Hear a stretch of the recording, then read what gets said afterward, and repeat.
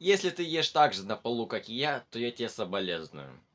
Но не унывай, я нашел тебе решение. Роликов не было несколько месяцев, но благодаря одному комментарию я возобновил свой канал. Скажите ему спасибо.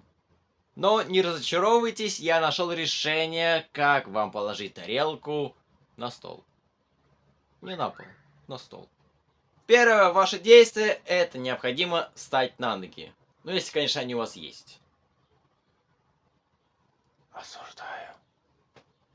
Без негатива. Второе. Вам необходимо взять тарелку в руки. В моем случае, вот. Третье.